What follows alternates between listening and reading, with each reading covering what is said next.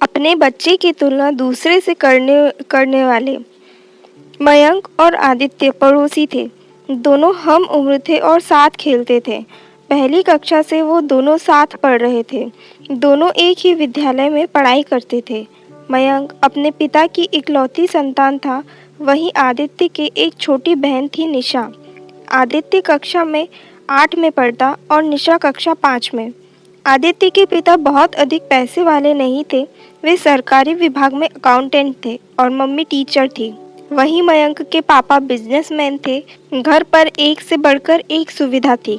3 नौकर पूरे दिन भर घर के काम करते और मयंक की mummy high business class society में बहुत से क्लब और किटी पार्टी की मेंबर थी।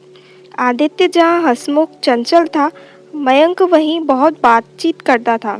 यूँ आदित्य पढ़ने में होशियार था, दोस्तों की मदद भी करता, पर मस्तीखोर भी कम नहीं था। घर पर छोटी बहन के साथ धमाचौकड़ी मचाने में कभी कोई कसर नहीं छोड़ता।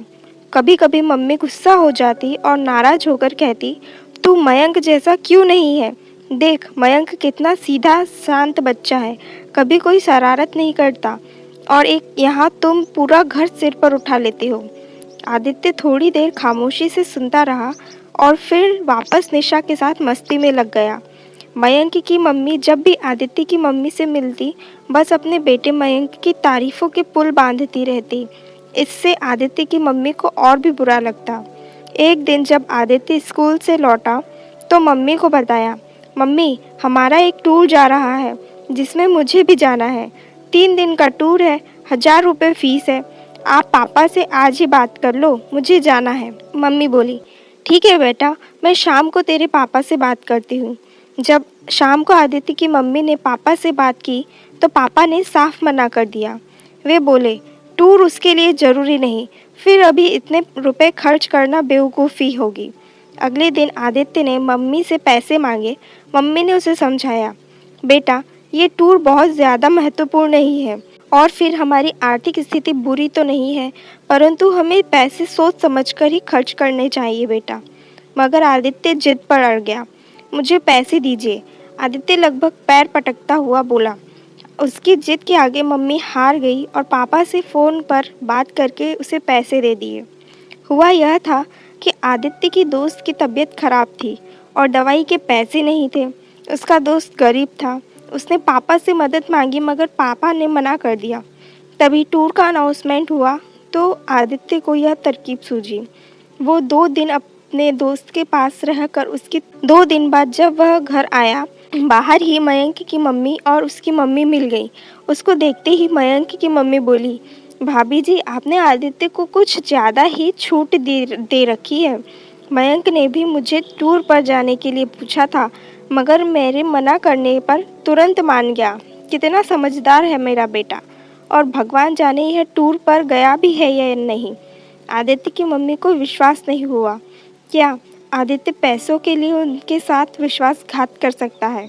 घर आते ही आदित्य की मम्मी बोली, आदित्य, मुझसे झूठ मत बोलना, सच सच बताओ, क्या तुम टूर पर गए थे?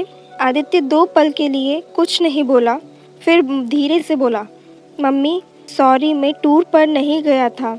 मेरा दोस्त बीमार था और उसको पैसों की ज़रूरत थी और उसकी देखभाल करने के लिए भी कोई नहीं था। इसलिए मैं 2 दिन अपने दोस्त के साथ अस्पताल में ही था। आपको विश्वास नहीं हो तो चलिए अस्पताल चलते हैं। उसकी मम्मी फ़ौरन उसके साथ अस्पताल पहुंची। एक वार्ड में उसका दोस्त पलंग पर लेटा हुआ था और सिरहाने के पास उसकी मम्मी बैठी हुई थी। आदित्य और उसकी मम्मी को देखकर वह खड़ी हो गई। उसी ने आदित्य की मम्मी को बताया कि आज मेरा बेटा सिर्फ आदित्य की वजह से ठीक हुआ है।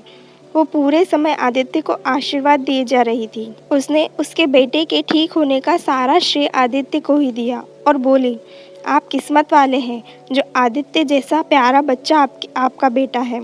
आपका बेटा किसी फरिश्ते से कम नहीं। यह कहते कहते उसकी आंखों से आंसू बहने लगे। आदित्य की मम्मी ने उसे गले लगा लिया। घर जाकर आदित्य मम्मी से बोला, मम्मी, आप चाहते हो ना कि मैं मयंक जैसा बनूं? मैं जानता हूँ आपको मयंक पसंद है। अब मैं आपको ज़्यादा परेशान नहीं करूँगा। मैं मयंक के जैसा बनने की पूरी कोशिश करूँगा। इस पर मम्मी कुछ न बोल सकी।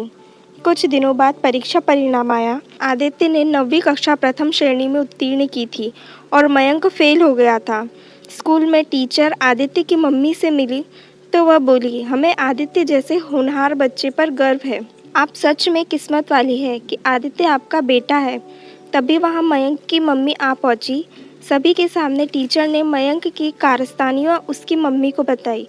और तो और मयंक कक्षा में नकल भी कर रहा था और वह नकल करते पकड़ा गया था। मयंक की मम्मी की नज़रें झुक गई। वह कुछ नहीं बोली। अगले दिन मम्मी का जन्मदिन था। आदित्य ने सुबह उठते ही मम्मी के पैर छुए और उनको बर्थडे विश किया। तभी मम्मी बोली, आदित्य तुमने मुझे बर्थडे गिफ्ट नहीं दिया। इस पर आदित्य बोला, मम्मी आप ही बताओ आपको क्या बर्थडे गिफ्ट चाहिए। मम्मी बोली, मुझे माफ़ कर दे बेटा, मैंने तेरी तुलना मयंक से की। मुझे अपना बच्चा किसी के भी जैसा नहीं चाहिए। मुझे मेरा बच्चा ही चाहिए जो सबकी मदद करता हो, समझदार हो और शैतान भी। प्लीज़ मुझे माफ़ कर दे बेटा। मम्मी की आंखों से आंसू आंसू आ गए।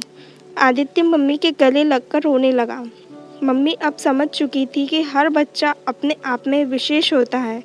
किसी एक बच्चे की दूसरे बच्चे के साथ तुलना कैसे की जा सकती है। धन्यवाद।